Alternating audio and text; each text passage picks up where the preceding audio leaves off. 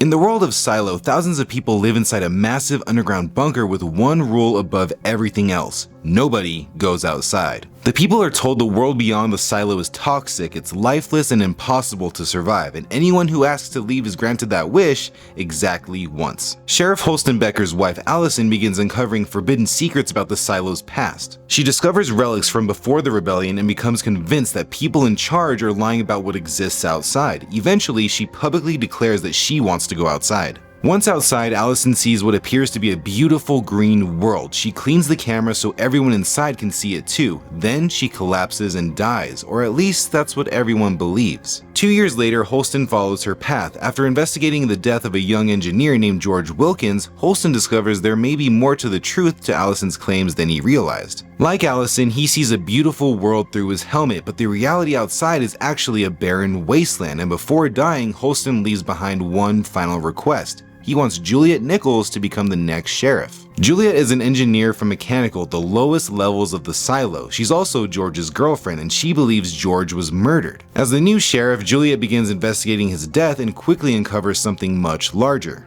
George had discovered relics from the past, hidden surveillance cameras, and evidence that someone has been covering up the truth for generations. Juliette discovers that secret cameras are hidden throughout the silo. Every conversation, every moment, every act of rebellion, someone is always watching. She also learns the true power behind the silo isn't judicial, it's Bernard Holland, the head of IT. For years, Bernard has been controlling information, eliminating threats, and protecting secrets that reach back centuries. As Bernard closes in, Juliette finally accesses George's hidden hard drive. There she learns about a mysterious door beneath the silo and watches footage proving that the green landscape seen by the cleaners is actually a pre-recorded illusion. Bernard frames Juliette and forces her to go outside, but unlike everyone before her, Juliette survives. As she reaches the top of the hill, Juliette discovers the truth. There aren't just one or two silos, there are dozens of them stretching across the landscape, and every one of them is hiding the same secrets. Season 2 begins with Juliette entering a neighboring silo known as Silo 17, and unlike hers, this silo is already rebelled, and everyone died. Once inside, she meets a man named Solo who has spent decades surviving alone inside the vault. Solo reveals a shocking truth to her.